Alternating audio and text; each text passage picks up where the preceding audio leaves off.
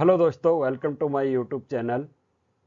दोस्तों, आज हम बात करेंगे इफ़ेक्टिव कम्युनिकेशन के ऊपर। इफ़ेक्टिव कम्युनिकेशन आज की रिक्वायरमेंट है। हम जिससे भी जो भी बातें करते हैं, किस तरीके से हमें बातें करनी चाहिए, इफ़ेक्टिव कम्युनिकेशन के ज़रिए हम अपनी लाइफ को कैसे चेंज कर सकते हैं, उसके ऊपर हम बात करेंगे। बेसिकली कम्युनिकेशन एक एनर्जी है जो आप अपने थॉट्स, अपने शब्दों और अपने एक्शन के ज़रिए भी जाहिर करते हैं। लोग कहते हैं कि बड़ी ताकत के साथ बड़ी जिम्मेदारी भी आती है। अगर आपके सपने बड़े हैं तो आपको उसके लिए बड़ी जिम्मेदारी भी लेनी होगी, पर वो जिम्मेदारी खुद की और अपने शब्दों की होनी चाहिए। शायद आपको नहीं पता होगा कि सही शब्दों के इस्तेमाल का आपके जीवन पर बहुत बड़ा असर पड़ता है। इसलिए हम जब भी किसी से बात करें तो हमारे शब्द ऐसे होने चाहिए कि सामने वाले को वो आसानी से समझ में आ जाए।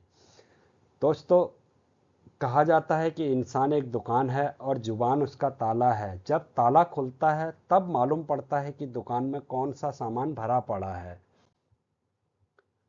अब टाइप ऑफ कम्युनिकेशन, तीन तरह के कम्युनिकेशन के टाइप होते हैं। वर्बल कम्युनिकेशन होता है, हम टेलीफोन के माध्यम से अपनी बात दूसरों तक पहुंचा सकते हैं और दूसरों की बातों को सुन सकते हैं। दूसरा होता है रिटर्न कम्युनिकेशन, हम लिखित रूप में अपने कम्युनिकेशन स्किल को डेवलप कर सकते हैं या किसी के पास भेज सकते हैं। जैसे हम मैसेंजर के थ्रू, व्हाट्सएप के थ्रू मैसेज टाइप करते हैं, या पहले के हमारे टाइम पे चिट्ठियां लिखा करते थे। ये सब रिटर्न कम्युनिकेशन के अंदर आता है। थर्ड है non verbal communication. Non verbal communication के अंदर हमारी बॉडी लैंग्वेज महत्व रखती है, और बॉडी लैंग्वेज के बारे में हम आगे जानेंगे कि किस तरीके से हमारी बॉडी लैंग्वेज होनी चाहिए। ज्ञान की उत्सुकता का तात्पर्य संवाद से है, यानी कि अगर हम किसी से संवाद करते हैं, बात करते हैं, कम्युनिकेट करते हैं, तो वहाँ पे हमारे पास उस लेवल की नॉलेज भी होनी चाहिए कि हमें किस तरह के व्यक्ति से क्या बातें करनी है। बेसिकली आज लोग बातें तो कर लेते हैं, लेकिन किस तरीके से किस इंसान से क्या बातें करनी है वो हमें पता होना चाहिए। किस सिचुएशन के हिसाब से हमें बात करनी चाहिए। कोई व्यक्ति बहुत दुखी है और हम उसके सामने जाके अपनी खुशी को जाहिर कर रहे हैं, तो वो कम्युनिकेशन रॉन्ग कम्युनिकेशन है। हमें सिचुएशन के अकॉर्डिंग अपने कम्युनिकेशन को डेवलप करना होगा। अब अनकंफर्टेबल महसूस होने पर पुरुष अपना चेहरा छूने लगते हैं, वहीं महिलाएं गला, कपड़े, ज्वेलरी, बाल और हाथ टच करती हैं। दोस्तों, ऐसा मैं ये नहीं कह रहा हूँ कि सबके साथ ऐसा होता है, बट बेसिकली हम लोग कंफर्ट जोन में जब होते हैं तो हम बहुत अच्छा कम्युनिकेट कर लेते हैं। कंफर्ट जोन का मतलब मेरा है कि हमारे जो जानने वाले लोग हैं, जिनसे हम रोज़ मिलते हैं, जिनसे हम डेली मिलते हैं, उनसे बातें करते हैं, तो उनसे हम बहुत अच्छा कम्युनिकेट कर लेते हैं, बहुत अच्छी बातें कर लेते हैं। किसी भी फील्ड के ऊपर हम उनसे डिस्कस कर लेते हैं, चाहे वो डिस्कस सही हो या गलत हो, या आप उसको एक आर्गूमेंट कह लो, कुछ भी कह लो, बट हम कर लेते हैं। क्यों? क्योंकि हम उन लोगों के साथ कंफर्ट हैं। अब अनकंफर्ट क्या होता है? अनकंफर्ट, हम जैसे किसी अननोन पर्सन से मिलते हैं जिसके बारे में हम जानते ही नहीं है, कभी हम उससे मिले ही नहीं। अब उससे हमें बात करना है, तो उससे हमें बात करने के लिए क्या होगा? हम वहाँ पे अनकंफर्टेबल जोन में चले जाएंगे और हम उससे बात नहीं कर पाएंगे। तो उस व्यक्ति से हमें कैसे बातें करनी है वो भी हमें यहाँ पे सीखने की ज़रूरत है। बेसिकली मैं यहाँ पे थोड़ा सा बताऊंगा कम्युनिकेशन का मतलब क्या होता है। जब भी हम किसी अनकंफर्टेबल जोन में होते हैं या किसी अननोन पर्सन से हमें बात करनी होती है, तो हम उससे कैसे बात शुरू करें? तो बात शुरू करने के लिए हमारे को स्टार्टअप लेना पड़ेगा। स्टार्टअप लेने के लिए हमें क्या करेंगे? जैसे कि उसने कोई घड़ी पहनी हो या कोई शर्ट पहनी हो, तो हम उसको बोल सकते हैं, सर आपकी ये घड़ी बहुत अच्छी लग रही है, सर आपने कहाँ से ली है ये घड़ी? इस तरीके से जब हम उसकी तारीफ करेंगे, या सर आपका शर्ट बहुत अच्छा लग रहा है, सर कहाँ से आपने शर्ट ली, मुझे बताइए, मैं भी आपकी ये शर्ट से बहुत खुश हूँ और मैं भी इस तरह का शर्ट भविष्य में अपने लिए खरीदना चाहूँगा। तो उससे क्या होगा? उस व्यक्ति को हमारी बातें अच्छी लगेंगी, क्योंकि हर इंसान को तारीफ अच्छी लगती है। जब हम उसको उसकी तारीफ करेंगे तो हम उससे कम्युनिकेट कर पाएंगे। फिर हम उससे जितनी देर चाहें उतनी देर हम उससे बात करेंगे, क्योंकि हमने उस व्यक्ति को, उन अननोन पर्सन को कम्युनिकेट करने के लिए तैयार कर लिया है। अब बात करते हैं वे टू कम्युनिकेशन। कम्युनिकेशन के रास्ते क्या क्या हो सकते हैं? आज के समय में कम्युनिकेशन के बहुत रास्ते हैं। टेलीफोन के माध्यम से हो सकता है, इंटरनेट के माध्यम से हो सकता है, सोशल नेटवर्किंग के माध्यम से हो सकता है। कई सारे कम्युनिकेशन वे हैं आज के टाइम पे। इफ़ेक्टिव कम्युनिकेशन के भी कई सारे रास्ते हैं। इफ़ेक्टिव कम्युनिकेशन बेसिकली दोस्तों आज की प्रोफेशनल लाइफ में बहुत ज़रूरी है। इसके ऊपर हम बाद में थोड़ा सा डिटेल में बात करेंगे कि इफ़ेक्टिव कम्युनिकेशन क्यों ज़रूरी है। ये इफेक्टिव कम्युनिकेशन के 7C हैं, जिसमें स्पष्टता होनी चाहिए, स्थूलता होनी चाहिए, नम्रता, शिष्टाचार होनी चाहिए बातों में, सोच विचार के बात करनी चाहिए, पूर्णता होनी चाहिए, किसी को भी आधी अधूरी बात नहीं बतानी चाहिए। क्योंकि बेसिकली आज के समाज में क्या होता है, जब हम किसी को आधी अधूरी बात बताते हैं तो हमने उसको बताया कुछ, यहाँ से हमने मान लिया जाए एक मैसेज सर्कुलेट किया, और लास्ट 100वें लोग तक जाने के लिए उस मैसेज का हमने क्या भेजा था और वो मैसेज वहां जाके क्या बन जाता है, जिसको बोलते हैं अर्थ का अनर्थ होना। इसलिए हमेशा अपने मैसेज को पूर्णता रूप से भेजिए, और संक्षिप्तता होनी चाहिए, यथार्थ और शुद्धता होनी चाहिए, यानी कि हमारे मैसेज के अंदर शुद्धता होनी चाहिए, सत्यता होनी चाहिए। यहाँ पे प्रभावी संचार के लक्षण दिए गए हैं, जिसमें आपका क्लियर मैसेज होना चाहिए, करेक्ट मैसेज होना चाहिए, कंप्लीट मैसेज होना चाहिए, प्रिसाइज मैसेज होना चाहिए, रियलिटेबिलिटी होनी चाहिए, कंसिडरेशन ऑफ द रिसीव्ड होना चाहिए, सेंडर्स करनी होना चाहिए। अब पहला है आपका क्लियर मैसेज। स्पष्ट संदेश कैसे भेजना। प्रेषक को संदेश देना चाहते हैं, वह सरल, समझने में आसान और व्यवस्थित ढंग से बना होना चाहिए, ताकि उसको समझ में आ सके। हम जिस भी व्यक्ति को मैसेज दे रहे हैं, उस व्यक्ति को हमारे मैसेज समझ में आने चाहिए। तो हमारी भाषा क्या होनी चाहिए, सरल शब्दों में होनी चाहिए और लोगों के अकॉर्डिंग होनी चाहिए। सपोज करो कि एक 80 साल का व्यक्ति है। अब एक 80 साल के व्यक्ति को एक 10 साल के बच्चे के साथ कम्युनिकेट करना है, तो क्या वो 80 साल की अपनी समझ के हिसाब से उससे बात करेगा? नहीं, वो गलत है। उसको उस बच्चे की समझ के अकॉर्डिंग बात करना चाहिए, यानी उसे स्पष्ट संदेश देना चाहिए, न कि अपने 80 साल के अनुभव के साथ उसको समझाना चाहिए, क्योंकि उस बच्चे की जो मानसिक स्थिति है उसके अकॉर्डिंग उसको हमें समझाना पड़ेगा। सेकेंड है करेक्ट मैसेज, सही संदेश। जब भी किसी को जानकारी देनी है तो सही संदेश दीजिए। उसके अंदर स्पष्टता होनी चाहिए, कोई त्रुटियां नहीं होनी चाहिए, व्याकरण संबंधित कोई गलतियां नहीं होनी चाहिए। नहीं तो क्या होगा दोस्तों, हमने मैसेज कुछ और भेजा और वो लास्ट तक जाते जाते कुछ और बन गया, उससे क्या होगा, अर्थ का अनर्थ होगा। तो वो चीजें नहीं होनी चाहिए, सही संदेश होना चाहिए, करेक्ट मैसेज होना चाहिए। आगे बात करते हैं कंप्लीट मैसेज। तीसरा जो ये है संपूर्ण संदेश। निर्णय लेने के लिए संचार सर्वोत्तम है। यदि जानकारी अधूरी है तो इससे गलत निर्णय हो सकते हैं। इसलिए हमें जब भी किसी को कोई भी मैसेज देना है तो वो करेक्ट और सही होना चाहिए और संपूर्ण पूरा होना चाहिए, आधा मैसेज नहीं होना चाहिए। सपोज करो हम 3 लोग कहीं जा रहे हैं और उसमें से एक व्यक्ति के हमने आंखों पे ब्लैक पट्टी बांध दी है। अब हम उस व्यक्ति को बोलते हैं कि चलो सबसे आगे आपको चलना है, आपके पीछे हम चलेंगे, हम देखते हैं कि आपके अंदर कितनी क्वालिटी है, आप पट्टी बंधने के बाद भी जा सकते हो। अब वो व्यक्ति को हमने इतना मैसेज दे दिया और वो चल पड़ा और आगे खाई आई, वो खाई में गिर गया। हमने उस व्यक्ति को आधा जानकारी दी थी कि हमने उसकी पट्टी बांध दी, चलना है तो बता दिया, लेकिन ये नहीं बताया आगे खाई है। इसलिए कभी भी किसी को मैसेज देना हो तो वो संपूर्ण मैसेज दीजिए। चौथा है सटीक संदेश। भेजा गया संदेश संक्षिप्त होना चाहिए ताकि सीधी व्याख्या हो सके और वांछित कदम उठाए जा सके। यानी कि जब भी हम किसी को कोई मैसेज दे रहे हैं तो संदेश हमेशा संक्षिप्त होना चाहिए, क्लियर होना चाहिए। सॉरी। पांचवा होना चाहिए रिलेटिबिलिटी होनी चाहिए, यानी प्रेषक को अपनी ओर से सुनिश्चित करना चाहिए कि वह जो कुछ भी बता रहा है वह ज्ञान से सही है। यहाँ तक कि प्राप्तकर्ता को भी प्रेषक पर भरोसा होना चाहिए और वह भेजे गए संदेश पर भरोसा कर सकता है। अगर हम किसी व्यक्ति को कोई मैसेज भेज रहे हैं और वो मैसेज उस व्यक्ति को समझना चाहिए और उसमें हमारा शिष्टाचार होना चाहिए, उसके प्रति विश्वसनीय होना चाहिए हमारा मैसेज, ताकि उसको कोई भी प्रॉब्लम्स ना हो उसको समझने में।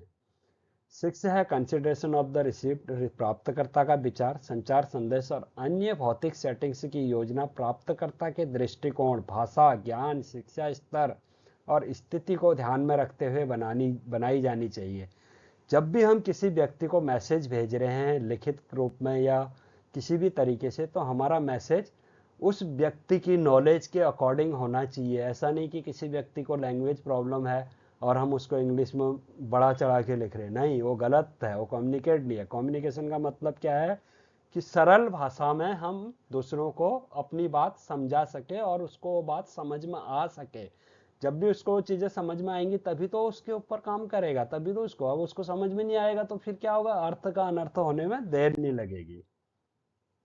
सातवां है सेंडर प्रेषक का शिष्टाचार। जब भी हम किसी व्यक्ति को कोई भी मैसेज भेज रहे हैं तो उसमें हमारी शिष्टाचार होना चाहिए, विनम्रता होना चाहिए, प्राप्तकर्ता के प्रति हमारा सम्मान होना चाहिए। अब यहां पे देखते हैं दोस्तों बॉडी लैंग्वेज, जैसे मैंने पहले बात की थी। बेसिकली बॉडी लैंग्वेज सबसे मोस्ट इंपॉर्टेंट है। 55% बॉडी लैंग्वेज ही काम करती है। हमारे जो शब्द हैं वो 7% काम करते हैं और हमारी जो वॉइस टोन है वो हमारी केवल 38% काम करती है। टोटल मिला के 100% में से 55% हमारी बॉडी लैंग्वेज काम करती है। बॉडी लैंग्वेज हमारी कैसी होनी चाहिए बात करते समय, उसका हमें विशेष ध्यान रखना है। हमारे वर्ड उतने महत्वपूर्ण नहीं है क्योंकि उनका 7% यूज है। वॉइस और टोन का भी 38% है। तो सबसे महत्वपूर्ण क्या है, मोस्ट इंपॉर्टेंट बॉडी लैंग्वेज। अब हम यहाँ पे भी सेम वही, वॉइस हमारा 38% है, वर्ड हमारे 7% काम आते हैं।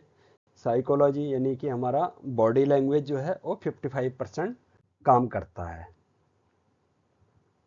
ये चैनल्स हैं, डिफरेंट चैनल्स हैं कैसे हमें कम्युनिकेट करना है एक दूसरे को।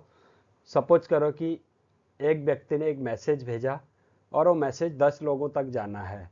मान लिया जाए मैंने यहाँ से कोई मैसेज भेजा और 10 लोगों तक वही मैसेज जाना चाहिए जो मैंने यहाँ से भेजा है। वो करेक्ट मैसेज होना चाहिए, सही होना चाहिए, सटीक होना चाहिए। ऐसा नहीं होना चाहिए कि यहाँ से मैंने कुछ और भेजा और वहाँ जाके वो कुछ और बन गया।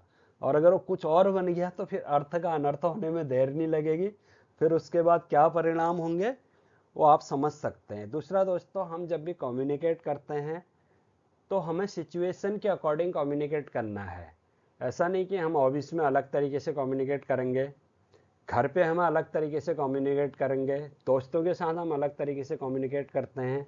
अब अगर हम दोस्तों के साथ जो कम्युनिकेट करते हैं या ऑफिस में जो कम्युनिकेट करते हैं वो हम घर में नहीं कर सकते हैं। ऑफिस में हमने कम्युनिकेट किया और वही कम्युनिकेट किया हम घर में कर सकते हैं? हम क्या अपनी वाइफ को बोल सकते हैं ओए चल फटाक से एक कप चाय पिलाना, थक गया हूँ बहुत? नहीं, वहाँ हमें बोलना पड़ेगा कि क्या एक कप चाय मिल सकती है।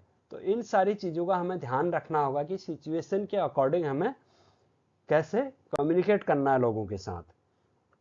अब यहाँ पे एक छोटा थॉट्स है, जिंदगी की आधी शिकायतें यूं ही दूर हो जाए अगर लोग एक दूसरे के बारे में बोलने के बजाय एक दूसरे से बोलना सीख जाएं। बेसिकली होता क्या है, लोग एक दूसरे के बारे में बोलना ज़्यादा पसंद करते हैं। अरे उसने ऐसा कर दिया, अरे उसकी वाइफ ऐसे, अरे उसके बच्चे ऐसे। लेकिन हमें ये सब नहीं करना है। एक अच्छे कम्युनिकेशन के अंदर ये चीज़ें नहीं होनी चाहिए। हमें एक दूसरे के बारे में नहीं बोलना है, बल्कि हमें एक दूसरे से कैसे बोलना है वो सीखना है, क्या बोलना है वो सीखना है। Two way communication. अब टू वे कम्युनिकेशन क्या होता है इसके ऊपर बात करते हैं। इफेक्टिव कम्युनिकेशन का सबसे मोस्ट इंपॉर्टेंट चैप्टर है two way communication. Sender message हमने भेजा और रिसीवर के पास मैसेज गया।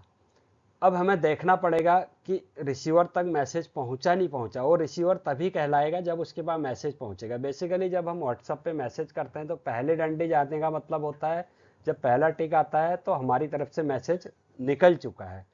दो टिक आते हैं तो उससे हमें ये पता होता है कि मैसेज अगले के पास पहुंच चुका है, लेकिन वो अभी भी रिसीवर नहीं है। जब उसमें ब्लू टिक आता है तो तब हमें समझ में आता है कि मैसेज रिसीव हो चुका है, अब वो रिसीवर बन चुका है।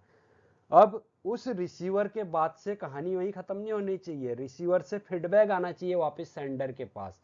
तो ये प्रोसीजर, ये साइकिल ऐसे चलना चाहिए। सेंडर ने मैसेज भेजा, मैसेज जब हम भेज रहे हैं तो क्लियरिटी होनी चाहिए, कोई साउंड कोई नॉइज नहीं होना चाहिए, कोई डिस्टर्बेंस नहीं होना चाहिए, स्पष्ट मैसेज होना चाहिए ताकि वो रिसीवर को समझ में आएगा। जब वो रिसीवर को समझ में आएगा तब रिसीवर हमें फीडबैक देगा। तो ये effective communication two way communication का चैनल है। ये भी सेम टू वे कम्युनिकेशन का चैनल है। सेंडर है, कम्युनिकेट किया हमने, रिसीवर के पास किया, रिसीवर से फिर फीडबैक सेंडर के पास आया। ये इफेक्टिव कम्युनिकेशन साइकिल है। ये बहुत ज़रूरी है दोस्तों। हम बेसिकली किसी को भी कोई मैसेज दे देते हैं, उसके बाद मैसेज पहुंचा या नहीं पहुंचा हम इसका ध्यान नहीं रखते हैं। उसके बाद उसने मैसेज रिसीव किया नहीं किया इसका ध्यान भी रखना है। साथ में हमने जो उसको मैसेज भेजा वो करेक्ट मैसेज है या नहीं है, और ये भी ध्यान रखना है जिसे हम मैसेज भेज रहे हैं उस व्यक्ति की नॉलेज के अकॉर्डिंग ही हमारे शब्द होने चाहिए। उसमें कोई भी दिखावा, कोई भी बढ़ावा, बड़प्पन, इस तरह की चीजें मत करिए दोस्तों, क्योंकि उससे जिसको आप मैसेज भेज रहे हैं उसको समझ में नहीं आएगा। तो उसको जिस समझ में आता है, जिस भाषा में वो समझता है, उसको उस भाषा में समझाइए। ठीक है दोस्तों, ये इफेक्टिव कम्युनिकेशन का साइकिल है। बॉडी लैंग्वेज, जैसे मैंने पहले ही बात की थी, बॉडी लैंग्वेज का बहुत जरूरी रोल होता है, अहम रोल होता है, और सबसे ज़्यादा बॉडी लैंग्वेज ही कम्युनिकेशन के अंदर होती है। और बॉडी लैंग्वेज भी कई प्रकार की होती है। अब आप इस फिगर के अंदर देख सकते हैं 4 लोग बैठे हुए हैं। पहली जो लेडी बैठी है वो पता नहीं क्या सोच रही है, दूसरी वो तो फिर अलग ही दिशा में, तीसरी वो पता नहीं छत पे क्या गिन रही है, भगवान जाने, चौथी लेडी करेक्ट एक्यूरेट पोजीशन में बैठी हुई है। ये बॉडी लैंग्वेज दर्शाता है कि वो बिल्कुल फिट है बॉडी लैंग्वेज के हिसाब से। अब इसमें देखिए दोस्तों, 3 लोग बैठे हुए हैं चेयर पे, तीनों लोगों की बॉडी लैंग्वेज डिफरेंस है। पहले की बॉडी लैंग्वेज आप देखेंगे, पहले व्यक्ति की बॉडी लैंग्वेज आप देखेंगे गलत है, और दूसरे व्यक्ति की बॉडी लैंग्वेज भी गलत है, तीसरे व्यक्ति की बॉडी लैंग्वेज एक्यूरेट है। तो हमें बॉडी लैंग्वेज का विशेष ध्यान रखना है, क्योंकि बॉडी लैंग्वेज हमारे जीवन में बहुत महत्वपूर्ण रोल निभाती है। बेसिकली जब हम 2 लोग बात कर रहे होते हैं तो अचानक से बीच में से हमारे पीछे से कोई भी व्यक्ति निकल के जाता है तो हमारा कम्युनिकेशन स्किल रुक जाता है। क्यों? क्योंकि हम अनकंफर्टेबल हो जाते हैं।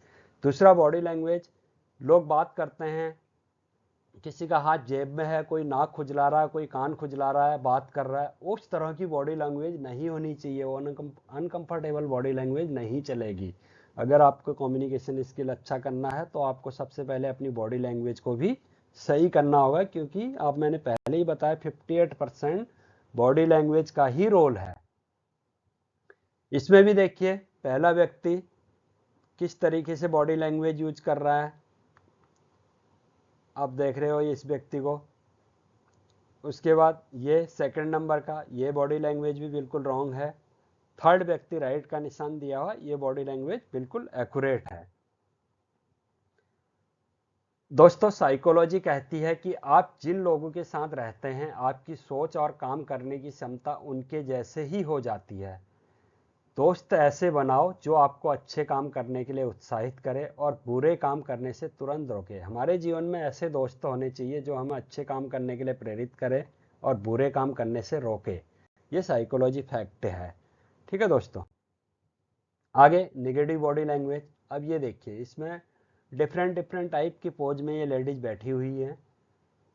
इन सब के जो क्या है, नेगेटिव बॉडी लैंग्वेज है। हमें कभी भी नेगेटिव बॉडी लैंग्वेज के अंदर नहीं बैठना है। बेसिकली हम जब भी कोई मीटिंग, कोई कॉन्फ्रेंस के अंदर, या किसी भी मीटिंग या किसी भी सेशन या किसी भी सेमिनार को हम जब ज्वाइन करते हैं तो वहाँ पे हमारी बॉडी लैंग्वेज सही होनी चाहिए। अगर आप एक नेगेटिव बॉडी लैंग्वेज के साथ बैठे हैं तो आपके माइंड में उस सेमिनार से कुछ भी नहीं घुसने वाला है। क्यों?